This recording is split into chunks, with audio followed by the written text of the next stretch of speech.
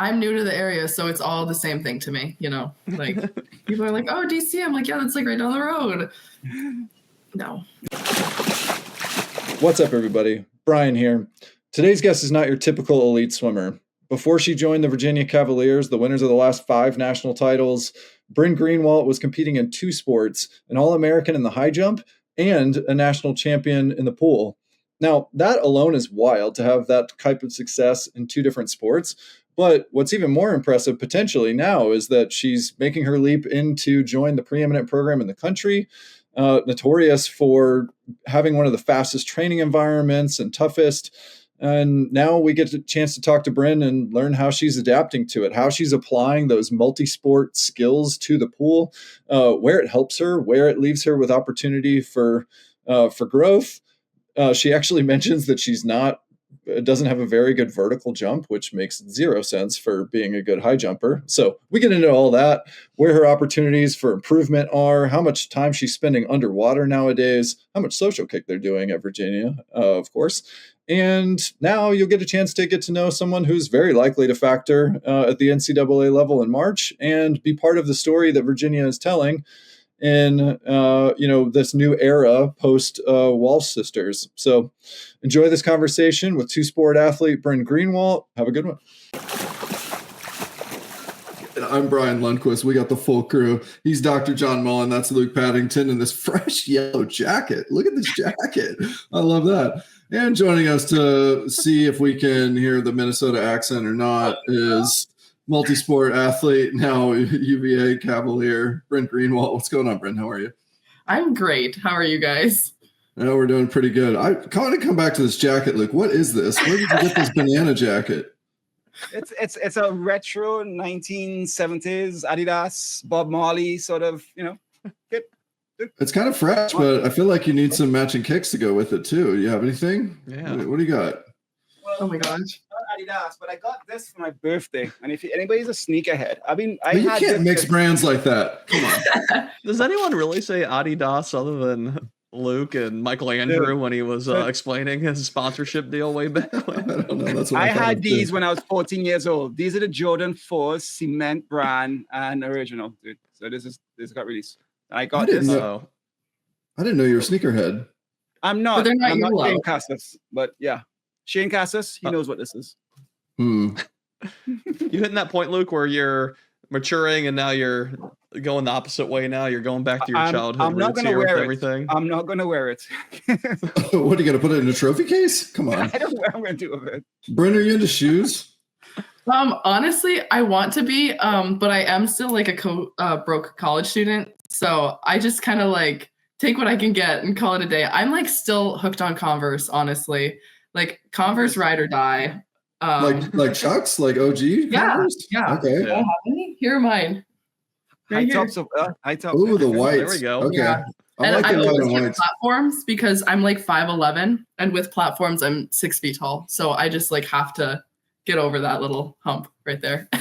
No, I feel like when you're amongst athletes, you can say you can say 6 feet, but I remember my sister being really tall. I think she's 5'10", but I remember her like joking about being like she was going to be 5'12", but she was never going to be 6 feet tall because there was like some kind of thing.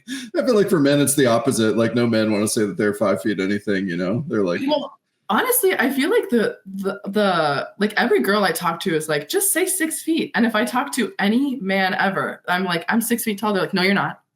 Because I'm 6'2" and I'm shorter than you. I'm like, so I don't think this math is working out. Like, I don't think this is working. So I just like, I have defaulted to just saying 5'11", but like if 6 foot is ever in my future, like go ahead. I would love that. That would be like my dream. Yeah, I don't know. I would imagine you've probably stopped growing at this point. But We'll see. Yeah. We'll see how that goes. All right. Well, we always ask our audience at Social Kick Swim on Instagram and YouTube for questions for our guests. So we'll hit some of these are a little bit core to just introducing, you to the audience and like you're making your college D1 debut. You're obviously a national champion already from last year and multi-time All-American in 2 sports, which is crazy. We want to get into that in a bit, but just to start off with, this one's from Riley.Cohan wanted to know, like, how did you balance school and 2 sports? How's that even possible? Honestly, I'm really lucky because high jump is very technique based. So honestly, like it was, I don't want to say it was chill. Like we were doing 2 or 3 practices every day usually. But it's like at the same time, like it wasn't like I had to get done with a swim and then go like for a 4-mile run or something, or even doing like sprints. Like I would just go work on technique. I'd add 2 high jump practices a week. I made sure that like whatever season I was in, I like prioritized that. So like swimming, I would never miss, like I would do all the swim practices, all the swim lifts, all the swim dry lands. Like if I wanted to do track, it was like, I would just add it. And honestly, like it was very manageable. I like don't feel like I was ever severely overwhelmed. Obviously like the track practices were pretty much, I would coordinate with my coach. So it was just whenever I was available, he was available, and we just like made it work. It like worked out super well. What was your flex in swimming with your high jump pedigree? Could you touch the flags from the block easily, like with 2 hands? So the thing about me is I actually don't have that high of a vertical. Like, and I can't jump. Like I do. Can't jump high, like, but you high jump. Yeah. So like I can jump pretty high, what? Especially because okay, no. Okay. I can jump pretty high, like especially because swimmers are like, I don't know if this is like an all-around thing, but I feel like swimmers are usually known for their like being a little bit of a disaster outside the water. Like for a swimmer, I can jump pretty high, but like when I do drills with other high jumpers, like they dust me. I think there's something about like just like the technique. I got something down. I figured something out. I don't know how it really works. So like I actually don't have any cool tricks when it comes to high jumping, unless I'm literally just going to go jump over a bar, which is unfortunate, but. Well, what is your high jump? I assume you know what your high jump is, and where does it compare to, I mean, I guess other, like you said, high jump athletes or any swimmers if you've done any testing at UVA? So like just my like vertical jump. Yeah. Okay, so we actually in the weight room, we do like a vertical jump test we just do like 2 jumps before every lift, which is awesome. I love it. I do like lead the leaderboard on that usually, which is great. 0.45 meters is my best, which like kind of fire, but like compared, if we put the high jumpers like from UVA on that thing, cut the cameras, you know. What are you still doing drill wise with the high jumpers then? Okay, honestly, right now I'm not doing anything. Right now I'm very much swimming. My old school, Augustana, it was very different in its training. Like we didn't do doubles, and Virginia obviously does. And so just like I'm getting my master's right now. So like with getting my master's, adding a lot more practices throughout my week, like just like even the upped intensity of the swimming. I wanted to make sure I was giving my full attention to my last year of NCAA eligibility for swimming. So I'm putting high jump on kind of like the side right now, but I'm hoping in the spring we can get back to it as soon as possible because I miss it. It's been too long. So yeah. Fun. Well, let's come back around then to that. How did the conversation start between, you and Virginia? Who initiated it? How did it come to be? And like, I think it's so fascinating to understand how to navigate that when there's 2 potential sports involved. Yeah. So I pretty much entered the transfer portal on like the first day that it opened. Mostly just because I knew if I didn't, like I was going to chicken out. But wait, why?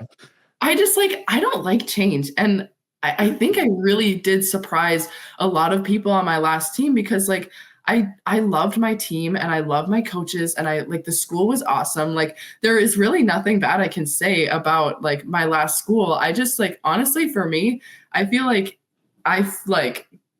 kind of, this is going to be really corny, but I feel like God really called me to just he's like, you need to go do something else. He's like, I feel like so many doors opened for me to be able to do this. I was supposed to graduate my undergrad in 5 years and I managed to graduate a year early within I decided it in spring semester.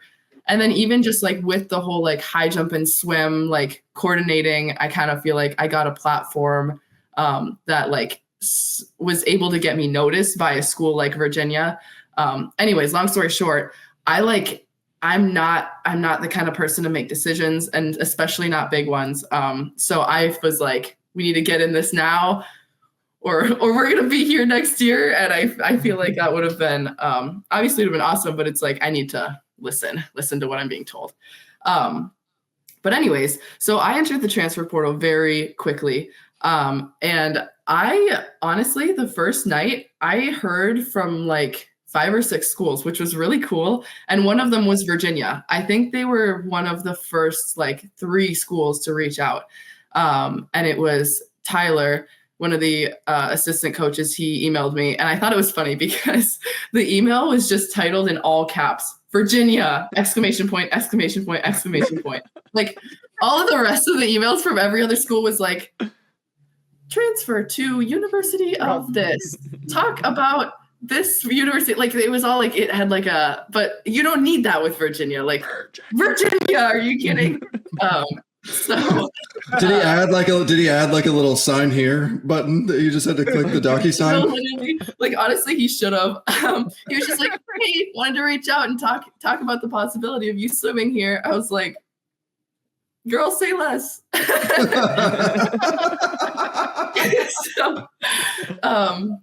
So yeah, I don't think the conversation like around high jump really came up for a while. I think that all of the coaches here assumed that like me considering transferring to a school like Virginia, like you'd be crazy to try and do 2 sports here. So I think they were kind of like, oh, she's going to come swim. So the first time I mentioned it, I remember there being like a little bit of a pause. I don't remember who I was talking to. I think it was Todd. I was like, hey, so like, what do you think about me doing track? And he was like, yeah. It took a minute. I think he was a little caught off guard, but he really like, I mean, I went into it being like, sorry. I'm like all over the place, but when I was planning on being at Augustana for 5 years, I really did want to do 1 year of swimming, redshirt track that year, and then do 1 year of track, just so that 1, I could have sports eligibility for all my years. But 2, I feel like track's kind of always been considered like my second sport because I only do it for 3 months out of the year, like truly committing to it. And like, I am better at swimming, but like, my heart is for track, TBH. Like I love high jumping. And so I was like, if I get to do a full year of like actually getting to dedicate my time to track, like that sounds awesome to me. So when I approached the conversation, I was like, don't worry about it. I'm committed to swimming, but like track is still something I'm thinking about. And I would like if we could talk about that in some capacity. So it wasn't really that hard of a conversation, but it was, I think it's funny, like the pause, I was like, oh, okay. So after I retired from swimming, I got into triathlon and I worked in the bicycle industry for a while. And so having raced a bunch of triathlons, and I got to race at Ironman Worlds as an amateur. Like I was doing a lot of all of those activities at the same time. And then when I trained for only a marathon, but just focusing on running, whenever I would just focus on running and not have those other sports, it like didn't result well. I was more injury prone, and it like my results weren't as good. I was actually more bored with it because the volume of running was just outbalancing the other things. Whereas I was gaining strength and running from cycling and also aerobic capacity from swimming that I didn't all need to rely on the running for. So I'm curious for you, how, if you're focusing in one particular area or another, like you were talking about the drills earlier for high jump, you kind of feel like even if you're only racing swimming for a period of time, do you kind of still need to do the training program that's got you to where you are to some, like in some respects? Because if you were to maybe just like shelf one of them completely, does that impact you in any sort of way? I feel like yes and no.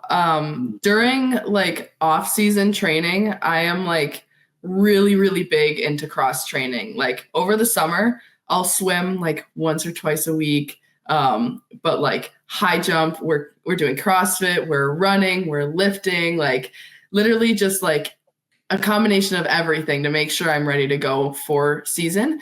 But honestly, like during swim season, if I'm just swimming, like all good, that works out for me.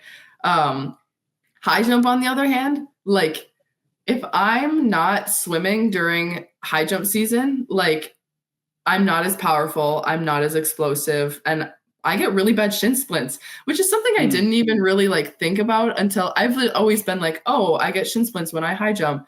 But especially last year when I really did try and focus more on high jump for the whole year, I was consistently way better during swim season. And I never once even thought about shin splints. And like right after swimming ended, I was like, okay, I'm going to take a few weeks off of swimming. Like I just need a break. And then all of a sudden, like every meet I was jumping significantly lower. I would leave in a lot more pain. I would just not feel springy at all. And so I feel like swimming is a unique sport because like it's no impact. So you can just go and go and go and go and go and go forever pretty much until you like tear a shoulder off. And so I mean, I wouldn't recommend it, but no, I really wouldn't either. But I'm like, it's when you talk to like track athletes, especially, like, I think that's really cool getting to experience both worlds. Cause like I'll talk to track athletes and they're like, oh my gosh, like we did 4 hard workouts today. Like I can barely walk, my shins, my ankles, my knees. And I'm like here, we're doing 9 hard workouts a week. I'm like, wait a minute, what's going on? So it's just like very different. But yeah, honestly, like I don't think I could high jump without swimming. And I could physically swim without high jumping, but I feel like mentally, like I just like need a little bit of high jump in my life, I think that's the biggest impact. All right, well, let's talk injuries, and bear with me. All right, believe it or not, I had hops at one point in my life. I was raised spring at one point. We were going no, or not. I do not believe you. I know that's a long time ago, right? But we would go on the track as a team, and we would jump over hurdles, and I was easily the best in the team at jump over hurdles, and the high hurdles really good. Oh yeah. So my coach was so impressed, he took a little camera out and he wanted to film me jumping over. I don't know what for. So he gets on and he starts to film me, and it's the end of the practice, and I start to jump over. And the last one, as I'm approaching the camera, I clip the hurdle, I fall, and I sprain my ankle 3 weeks before conference meet, and I'm out. And it was my coach encouraged me to do it. So that's why we never did other sports. That's why when I lived in Canada, we didn't go skiing. That's why we wouldn't allow stuff. We are naturally very prone to injuries. Did you have any issues, Bryn?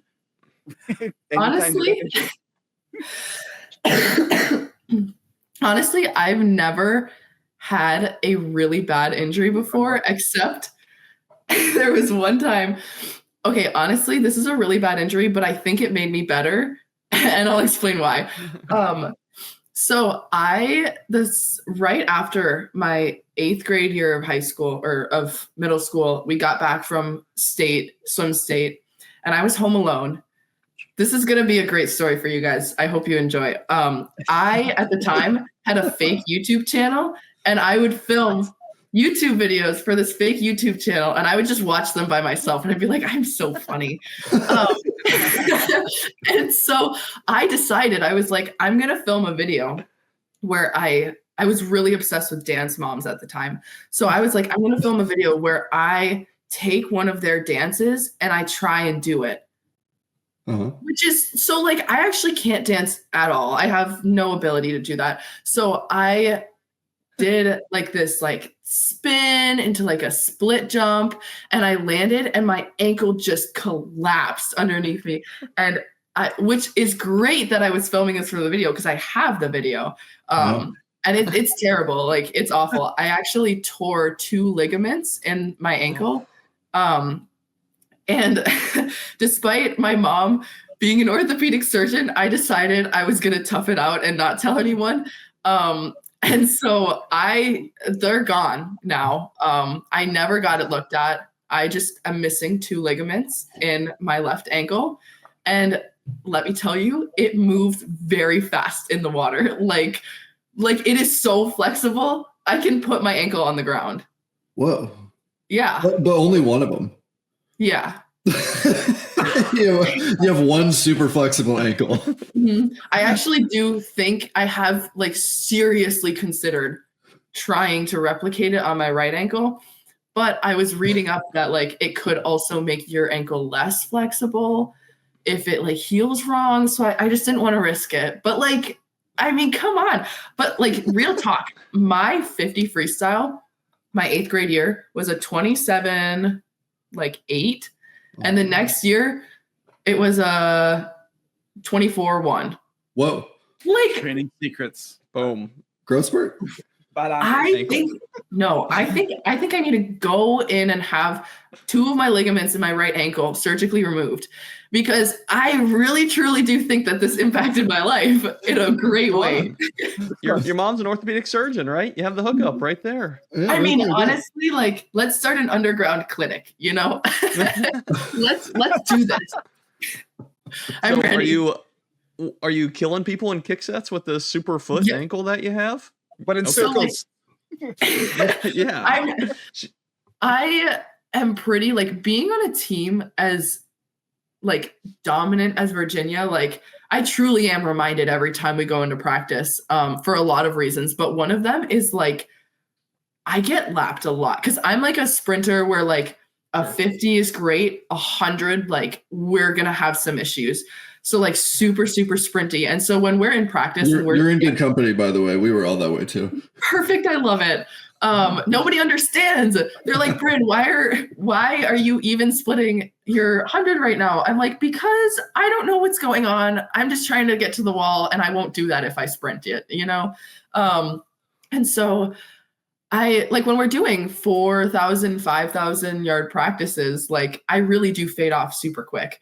But like we'll be at the end of practice and I'll be getting lapped, and then we'll get into a kick set and everyone's like, Bryn, you need to go to the front. I'm like, here I am. This is my moment. Like this is for me. So yeah, kick sets. I love it. I love them. There you go. I think the true story is, so 20 years ago, I had a cameraman who was filming the last film, and we were filming a volcano, and he stepped his foot in a volcano, but the camera was still on, and the camera recorded his foot being like almost melted in this mud volcano, and we captured it, and we still have that footage, and we look back at it as agony. Bryn, tell me you have that footage, and how did you explain to somebody eventually, like, yeah, I was doing a dance mom split spin and broke my ankle, and tell me you have that video still, and it's on TikTok or something. Come on. Wait, it actually is on TikTok. Hell yeah. I have like 6 videos on Instagram, but it was like the trend where it's like, I'm sorry to announce that I didn't make the whatever Olympic team. So I said, sorry to announce that I didn't make the 2024 gymnastics Olympic team. So actually the thing about me, I don't know if you guys can tell, I'm like a completely open book. So like as soon as it happened, like I edited it and I sent it to all my friends. I was like, guys, watch this. And like everyone I meet, I don't think there's a single person that knows me that hasn't seen this video, because I think it's so funny. Unfortunately, like I don't have the full video. I wish I did, because like I have the video of me like snapping my ligaments, right? But like the funnier part is like when I'm like crawling towards the camera and I cut that part out and I don't have it, and I'm devastated because it really was funny. Like, and now it's gone. Well, I felt like I got left with such a cliffhanger because you still have your foot, but Luke, what happened to that guy's foot? Yeah. Also, like that was crazy. Yeah, still 3 on the millimeters. So 3 millimeters of skin peeled off. So he had his high boots on, and he was standing in like sulfur volcano, so boiling mud, and his foot sank into it.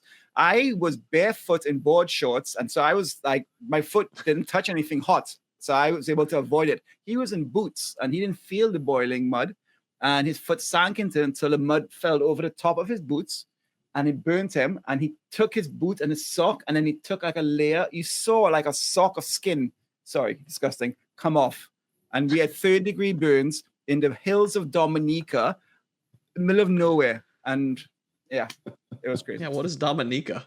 Yeah, I've never heard of this country. I don't even think it exists. Is it a country? It's one of the best islands in the Caribbean. And it's home of the Olympic champion in the triple jump, if you know triple jump. Well, Bryn does. Guys, so I actually don't know anything about sports. I'll be so honest. I know triple jump. Yeah, but she's it's past my skill level. Amazing. You know.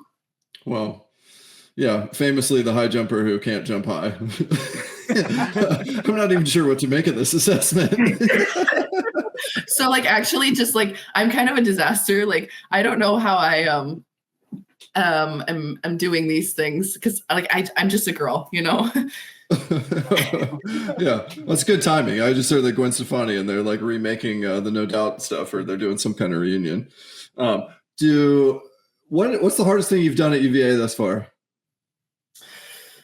Oh my gosh, this is so every single day is just it's so honestly, I've done a lot of different types of training and I've never experienced anything like I have at UVA. It's very it's so intentional. I show up to practice and like I said, there's a lot of reasons I'm reminded every day that I'm training with Olympians and national champions. And one of them is literally just showing up to practices and doing the sets. Everything is so, there's a kick count on everything. There's stroke counts. We're doing every stroke. We're doing ranging from 7 meters to 350 meters.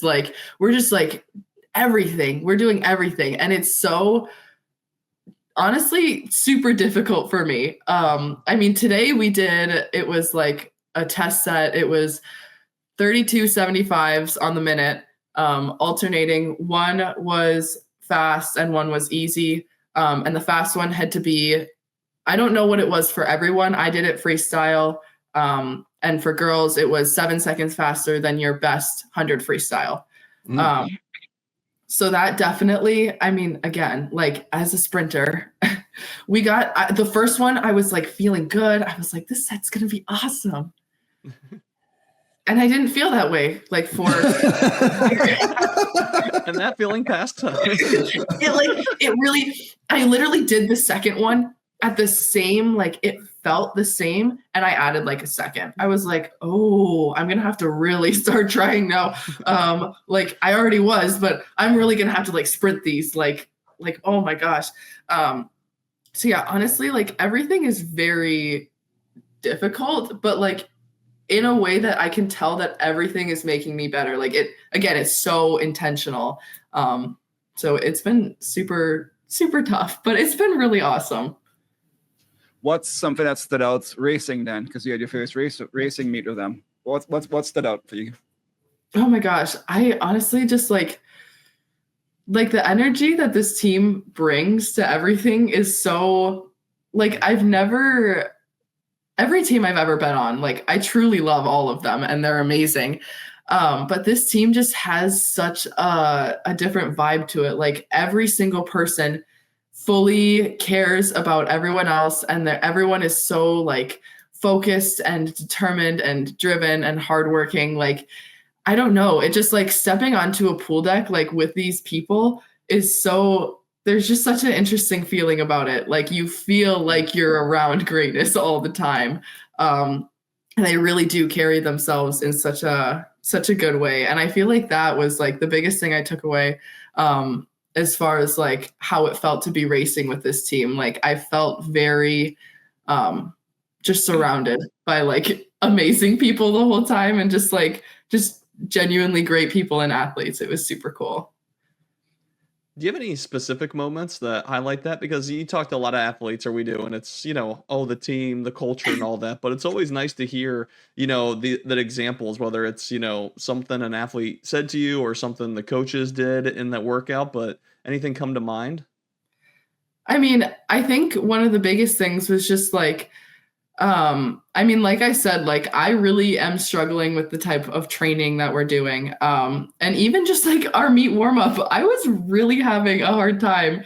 But like every single time I get to the wall, there's someone being like, "You're doing awesome, Bryn. Like, keep it up. You got it." And like when I did my first event, I don't think I could walk more than 2 steps without someone coming up and telling me like that was an amazing 50. Like everyone was like talking to me about it and just congratulating me, and the coaches were like breaking down my swim. Like it was just like, it was so I don't know, everyone's just like there and everyone truly cares. And like we had all of our team, like nobody was sitting on the bench the whole time. There was not a single person on the bench at a single point during the meet. Everyone was standing on the sidelines watching the pool, and it was like, I don't know, it was just such a cool little moment. Yeah, I mean, all of us have gone from like big fish, small pond to small fish, big pond moments, and it's been a hard time to adjust. But when you mentioned, just being surrounded by greatness, it reminds me of Brian's stories of when he entered Auburn and the adjustments that you made and the comments I heard from you, from Kim or David, and just what you dealt with your first year, Brian.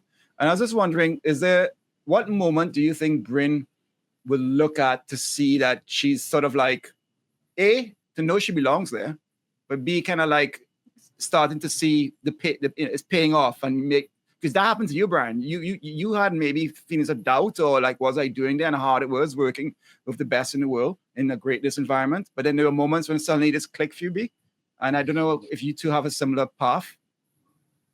Yeah, it's a good question. I don't know if anything ever, I don't know if there's like a single moment that things clicked, but I do think, there were similar parallels in my experience to the culture that you're talking about. If you haven't been surrounded by something like that before, where, you surround and wrap around your teammates with like there's like great teams, I think, have a culture, especially in swimming. It sounds like Virginia definitely has this and has for a bit, where you're kind of swimming for, more than yourself, but in practice, not just like literally like an application and in literal swim practice. What that means is that, like, Bryn's teammates are not only aware of what they need to be going on, certain reps to hold themselves accountable, so your best time is 49, right? And so you probably needed to go 42s.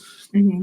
And after the second one, 42 got a lot harder. And then if you start to slip and then you go in 43s, then there's people there who know that Bryn needs to go 42s. And so they're there to encourage her. And it's like an extension of like something outside of what you need to do beyond just encouragement, but like taking accountability for what your teammates, are expected to do, what their goals are. And not just to like, put them in their place, but also to like be that kind of support blanket and, in a positive way, be uplifting. And I think that's, I think I experienced that at Auburn. And I think that the consistency, I went from a walk-on to, anchoring NCAA champion relays. So there's a big difference between, year one and first swim and feeling like everything was big, everything was hard. But it actually helped a lot when, I was looking at teammates going, hey, are you struggling too? Like, this is really freaking hard and I can't make it. But then there's like other people right there to go, yeah, I'm dying. Like, I'm dying too. And if there's one moment, I do remember walking on the sidewalk to class one day, like several months in, but still in the fall, my first semester there. And there was an upperclassman on the women's team who I was walking with, and I was like kind of down, and we had that conversation about like, hey, like, I'm just so tired all the time. And she goes, yeah, that's normal. You should be tired all the time. We all are. And I was like, oh, fun, like, great. Like, it didn't make it any easier, but in a way that just that knowing that your teammates are all going through the same thing as you are, regardless of how fast they are on the spectrum, like, the work is really hard, and that's the level that it takes to be really successful at, that level. And so, you're in the middle of it now. So it sounds like fun. Yeah.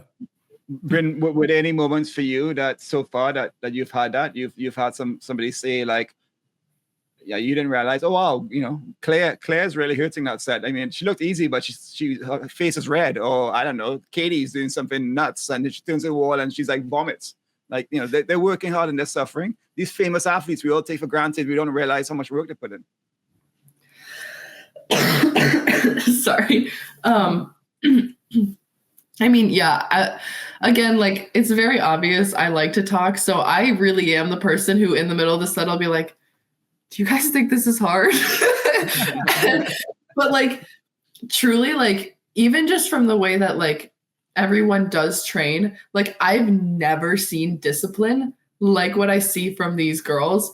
Like, every kick count, they're doing it. Every stroke count, they're doing it. Every underwater, they're doing it. Every change in speed, they're doing it. And like, I just know, like, from being a swimmer, like, if you're doing everything they're asking from you correctly, like, it's gonna be really, really hard. And like, I can't say I've like gotten to the wall and I've been like, oh my gosh, like that person, they're really struggling right now. But I do have a lot of like interactions with people where I'm like I always get done with practice and before I comment, I'm like, so what did you guys think? Because I don't want to be the person that was like, oh my gosh, that was awful. And everyone's like, that was kind of like not that bad. But I feel like there's a ton of support. Like it's very, again, like I've been pretty vocal about the fact that like this is all very new and overwhelming and like just like, yeah, like you said, like a small fish in a big pond. Like it's very new. And I've been very vocal about that. And everyone is really, really stepped up to like reassure me that like I'm doing good and that they're also feeling this way. They do a very good job of like being there for me in that aspect as well. You're not that small of a fish. I mean, you are 5'12" after all. Exactly. Like put these on. I'm literally 6 feet tall. What are we talking about? Oh, me too. Come on. Come on. All right. I want to talk dreams, not expectations or goals, but there's dreams. You remind me of Lamar Taylor. You know Lamar Taylor, right? Yeah. Right. So to those who are listening, Lamar was a D2 national champion 50 free. And then the next year, he's on relays that set NCAA records and wins 2 national championships with Tennessee, right? And I don't think it's been done on the men's side. I mean, that's super inspirational, and I am assuming he only dreamt of those moments, right? You saw it in his face when he won it. Do you have dreams for this year? You like, oh, this would be freaking incredible if this happens, beyond goals and expectations? Yeah, I mean, it was one of the things I was really thinking about when I was trying to make my decision of where to go. Because like, obviously like Virginia, but also like, I wanted to make sure I was putting myself in a good position. And I really did. I was like, I want more than anything to be on a winning 2 free relay at nationals. Nice. I would love to be also like dreams. We're talking the 2 medley relay. I love me a good 2 medley relay. Being top 8 in the 50 free, that's a dream for sure. I feel like a lot of my goals right now are centered around the 50. But I also like, I really do want to get better at my hundreds. I really am hoping that I'm able to become a more well-rounded swimmer there, just because like right now my 50 is really the only thing that's decently competitive in D1.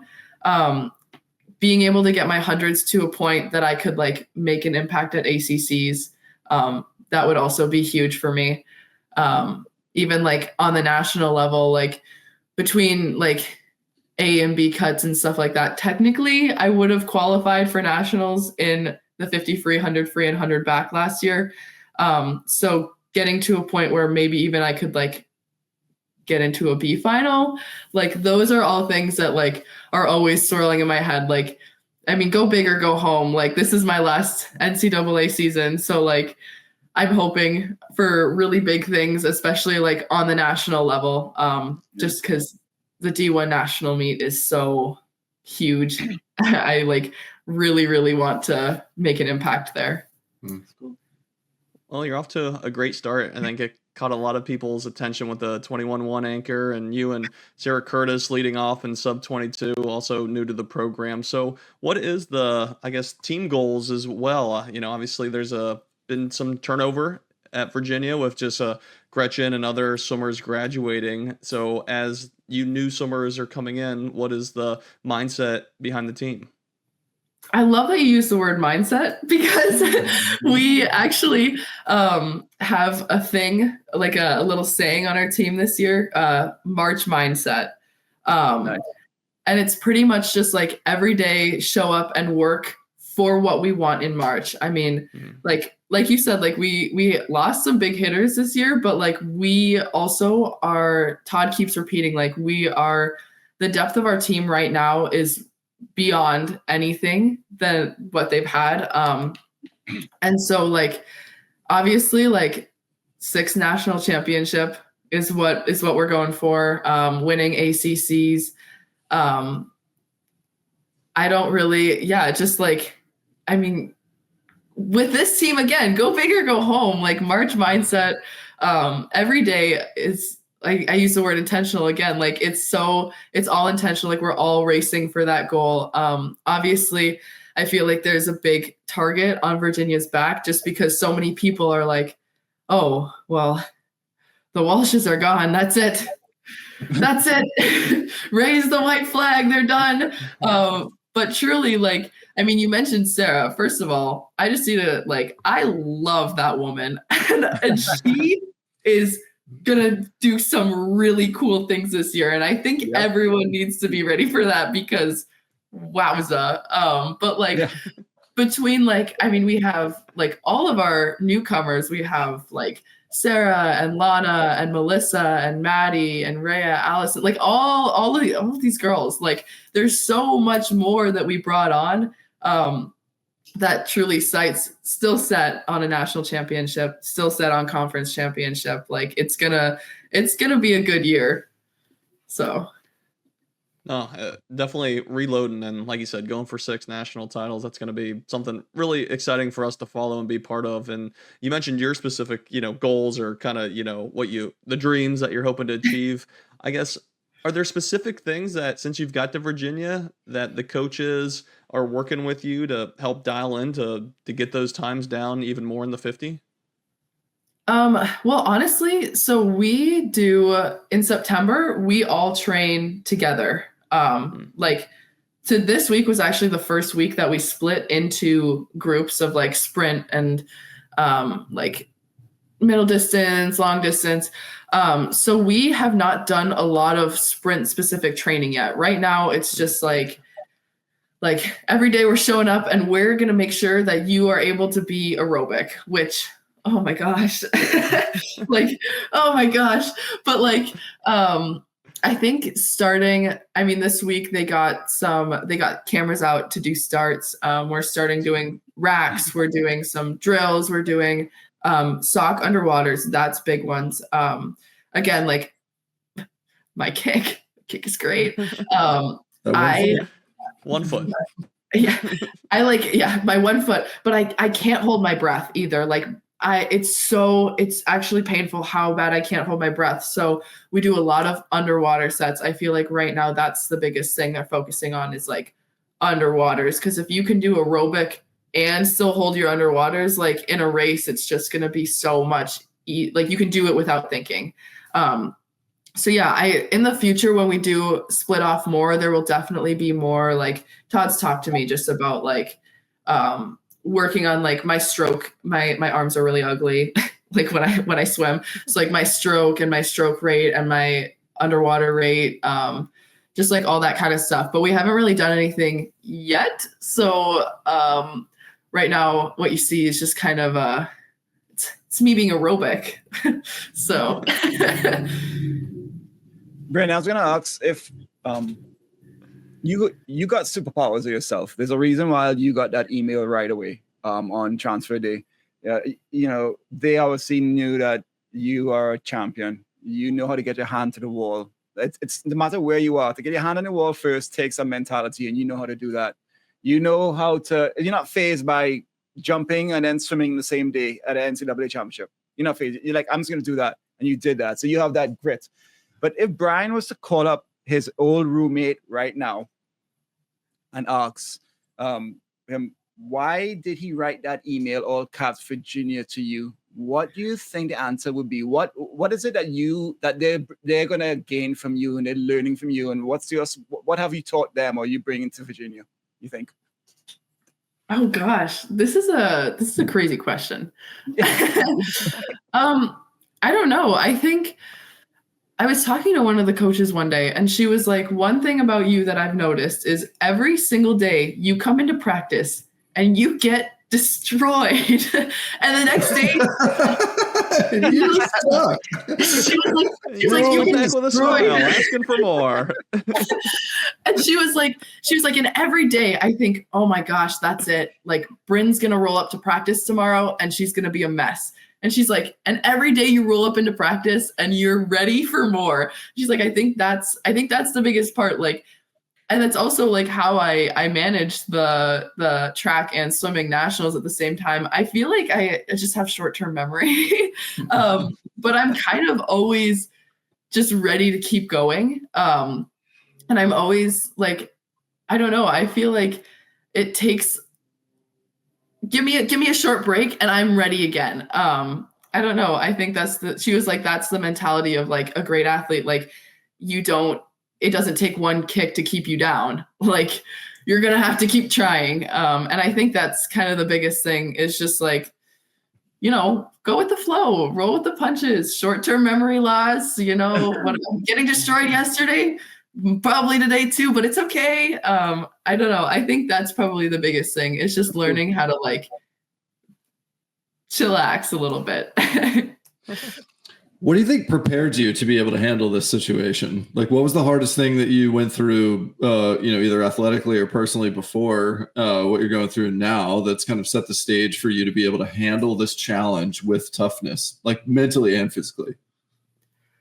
This might be a bad answer, but I'm only looking for good answers. Okay. I think you got the wrong girl then. Honestly, I have always had this mentality that like, I'm like truly just a normal, like average girl. So I'm like, if I can do it, like anyone can do it. And I feel like that's a big part of it. It's just not thinking of it as bigger than it is. Like at the end of the day, like I'm just someone like going to swim practice and doing my best. I feel like that is the thing that gets me through. Every day I get done with practice. Hey, Bryn, how's practice? I did my best. I feel like just showing up and like trying and doing your best. I like, honestly, like for most of my middle school, like beginning of high school career, I was not good at swimming at all. I was the girl who like would cheer so loud for her friends while they were on the podium, and I like didn't even make it to finals. And I feel like my mentality stayed that way even as I started to gain speed.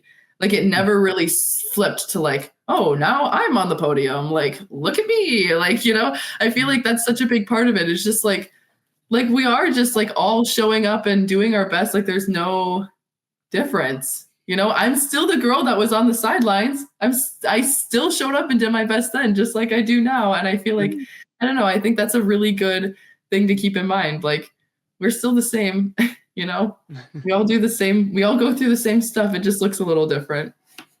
I bet you're going to have a tremendous impact and already have had that impact with that wisdom on your team this year, because there's so like what you just described, while it may be something that has been a consistency for you for a lot of years and has shown up in what you've been able to achieve, is not something that everybody is good at executing. There's a lot of people, whatever aspect of your life that you're like, dealing with anxiety and like a feeling of imposter syndrome. And it would be very simple for about a lot of, freshmen or first years at UVA who've walked in and don't feel like, even though they're being encouraged by their teammates and being shown that they do belong, to feel like they don't yet belong. And so to demonstrate that from a grad, a student who's still new to the team, I bet is something that's of tremendous value to your team and to your coaches. So good on you for that. Thanks. Thanks. I hope so. Yeah. What? So if what What do you think is like the hardest challenge for someone who's an aquatic creature on the team now to do on land? Like, you're reasonably good, let's say, on land, but like if you were to have a teammate that was going to embarrass themselves doing something on land, have you witnessed anything thus far at Virginia? Like someone else? Yeah. I think this might be so. Because Virginia is like such a large campus, and like us athletes, we got places to be. A lot of us ride mopeds or like bikes or scooters or that stuff around. And like, we've had a lot of crashes. Like I think maybe that's like not what you were looking for. Like you were looking for physical stuff, but that's just the first thing. Like, yeah, that works. It's just like the lack of coordination of driving a moped or like a bike. Like one of the girls on our team, she crashed her bike into a police car. Oh my God. And he was parked and he got out and he gave her a cookie because he felt bad. More cookie? Or wait, maybe it was like a stuffed animal. I was like, what's going on? Like I heard that story and I was like, wait, so this is crazy. I think that's probably the biggest thing. I'm like, or volleyball. We played sand volleyball the other weekend. And like, I was really impressed with how nobody on the team can hit a ball. Like, I remember looking around and going, there are Olympians on this court right now. And they like, it goes right through. I'm like, what's going on? Like, they thought I was good at volleyball. They're like, wait, Bryn's good. Like I was like, no, I did join volleyball. It's a low bar. And I don't say that because I'm a high jumper. Yeah. Like I sat bench for C squad when I was in high school in volleyball. Like in a small town, there's 4 kids on our team. I'm not good. I don't know what's going on. I don't know. Literally crazy. We weren't allowed to have scooters for that reason. Yeah. Well, I mean, I can see why. Yeah, maybe you guys should put that into your March mindset then. Like, honestly, maybe I'll bring it up at the next meeting. Oh my goodness. Let's say fast forward to 12 months from now, or maybe less than that. Like what do you hope to have accomplished? Or I don't know, is there any like destination that you're going towards besides the team March mindset? Getting over this cold for one. Yeah. So like being healthy, like that would be great. Like I would feel really good. But no, I mean, obviously like all of like the dreams that I was talking about earlier, like if those like truly, I think my best strategy for myself is I always set goals that like I like am slightly convinced I'm not going to reach. Like they're just like a little too high. And that is like actively what I'm doing. Because like then if I get close, like heck yeah, there we go. So yeah, I don't know. I feel like making an impact on the team, conference level, national level, just like being a key player on the team is something that like is super important to me. Like I have obviously all of my individual goals, but like at the end of the day, like we are a team and like I've always swam for my team. And I'm really hoping that I can be a person that has an impact. I think that would be probably my biggest thing I'll look back on. Like how much better are you going to be at accounting in a year though? I don't know because like I said, I was supposed to graduate undergrad in 5 years and I did it in 3. I don't know how, like, and so I feel so like in this accounting program, I feel a little lost, but we're working through it. I think I'm going to be probably the best accountant in the world. I'm probably just going to like graduate and then go own every accounting firm that exists is that's my plan, There you go. It's a little below, you're there. You're good. That's right. That's the mathlete mindset. Yeah. Like, why not? She miscounted her undergrad 5. She made 3. She didn't swim more than 2 laps because she doesn't want to miscount that. So No, literally. Like I made a mistake. I typed into my calculator wrong, so here we are. You do have an April mindset. Yeah. I got one last question. Virginia has a lot of fun. They got fun meets. They got fun into squads. They have that the 5th day of each stroke sort of IM out of the time set. They do. I mean, meet. They do. Tyler is who's on set on deck. And Todd, what are you looking forward to besides the big conference and NCAA meets? What is there a meet? Is there a training trip? Is there something you've heard people talk about? Like, I can't wait for that to happen and be part of that. It gives a little inside scoop on Virginia, sort of like coolness. Yeah, I mean, we're going to Florida next week, both to compete, but also on a training trip. So I'm really excited for that because, like, when I talked to Todd during the recruiting process, I was like, "Do you guys take a training trip?" And he was like, "Honestly, no, because when we have such good facilities, like, why would we go train somewhere with worse facilities?" Which, like, I've never experienced before. Like, my first time seeing a power tower was when I got here. Or wait, is it like a power rack? I don't even know. I just saw them for the first time like a month ago. So like, I've never, like, their pool truly is beautiful. Like, it's gorgeous. And like, all the equipment is so like this team and this school, like, I'm so blessed. Like, we're all so blessed.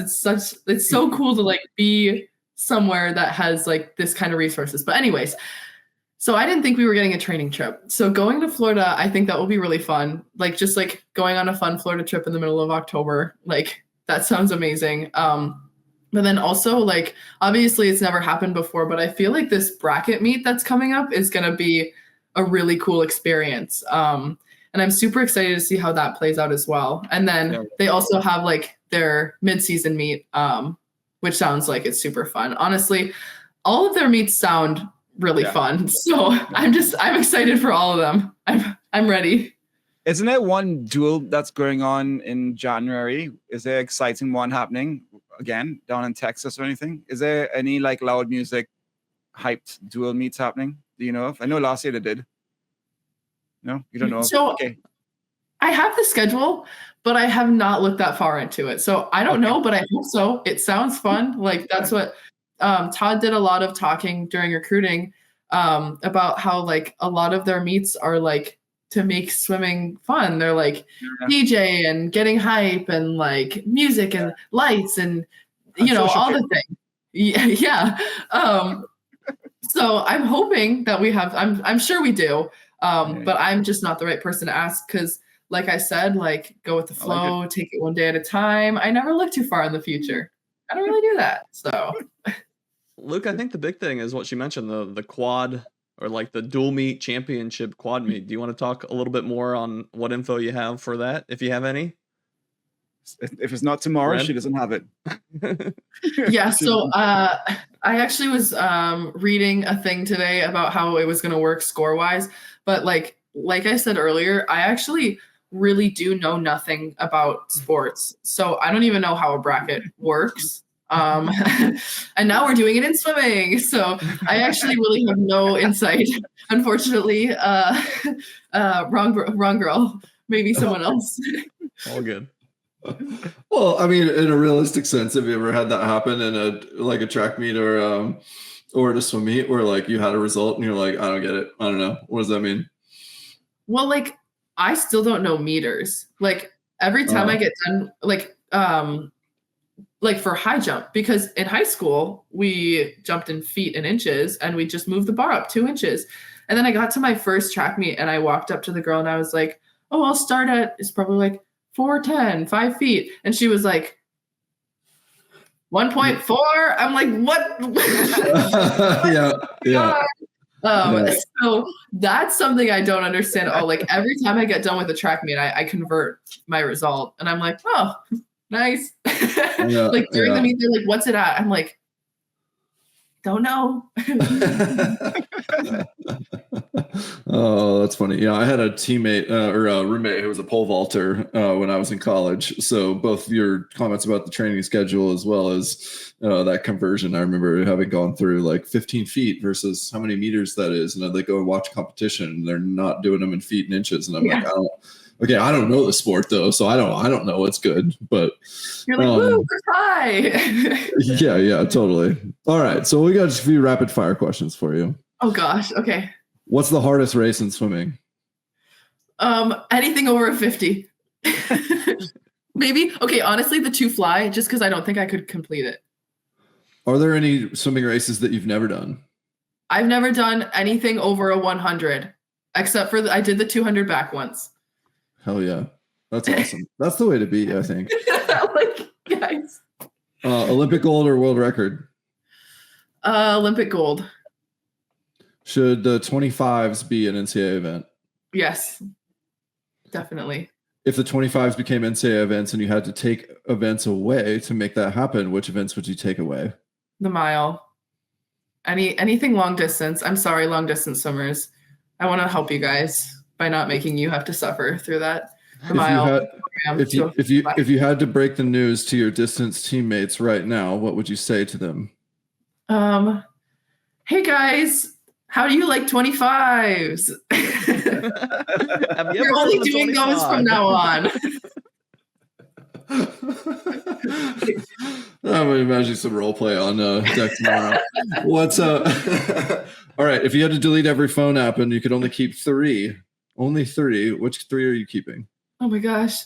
Probably Instagram, because I need to doom scroll. The Bible app, and oh gosh, FaceTime probably. Do you have any plans to listen to the Taylor Swift album tonight? No, I'm not a Swiftie, but I do want to listen to the one with Sabrina Carpenter because I am obsessed with Sabrina Carpenter. Okay, fair enough. Good call. Now, since you're famously, now we know, not a sports follower, I'm going to start with this being a 2-part question. Do you know who Mondo Duplantis is? I've heard the name. Do you know? Well, I was going to ask you how many more times will I break the world record, but Oh, is that the pole vaulter? Yes. Yeah, like a million. Like I have full faith. This guy is gonna go until like he can't even grab a pole anymore. I think he's awesome. Despite what I just said, like 30 seconds ago, where I didn't know who he was, like I really do think he's awesome. I have full faith he's breaking it at least 4 or 5 more times. Yeah. Okay. All right. 4 or 5 that'd be good. He gets a bunch of money every time he does. Okay. What's the most annoying thing that a teammate or coach can do? Oh my gosh. Make me do underwater sets probably. Okay. Fair enough. If you could have any dream sponsor, who would it be? Red Bull. Except I wouldn't want to do, okay, Red Bull. They do crazy stuff and I'm kind of afraid of everything they do, but like Red Bull really does run my life. So. Okay. Hardest set that you've ever done? Oh my gosh, this is a really hard one. Honestly, literally anything I've done since I've gotten here. Wow. Yeah, especially with the underwater components. Oh my gosh, like underwaters with socks on the 30 seconds. Like underwaters with socks on 30 seconds. Wow. So usually it's not a lot in a row, but like literally our preset today was 6 times through a 25 underwater with socks on the 30 seconds. And then the next one was on 45 seconds. It was 12 underwaters with socks. And then you sprinted the rest. And then it was no underwaters. You sprint the whole thing on the 115. So like, it just like, how do you go all the way across underwater with socks and then turn around and do 12 more underwaters? That's what I'm trying to figure out. I haven't figured it out yet, but like if I do, I'll get back to you for sure. I'm going to try that tomorrow morning. See how long I last. Yeah. I believe in you. Yeah. Bring a lifeguard. For sure. We have 2 on deck. We're good. All right. Well, with all this hard training, how much social kick are you able to weave in there? Okay, honestly, I think tomorrow we're gonna do a lot of social kick. We do end every single practice with social kick, and we usually start practices with social kick. So we get our social time. It's great.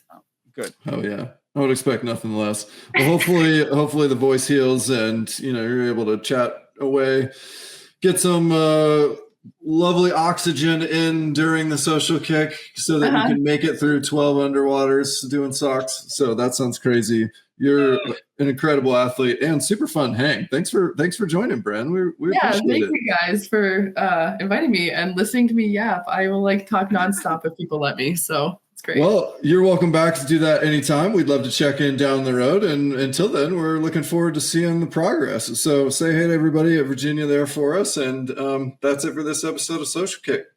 We'll see you next time. See you guys. Hey everyone, thanks for hanging out with us. If you enjoyed this episode of Social Kick and you'd like to see more, subscribe to the channel. And we love talking swimming. We'd love to talk about swimming with you. So leave us a comment and we'll see you next time.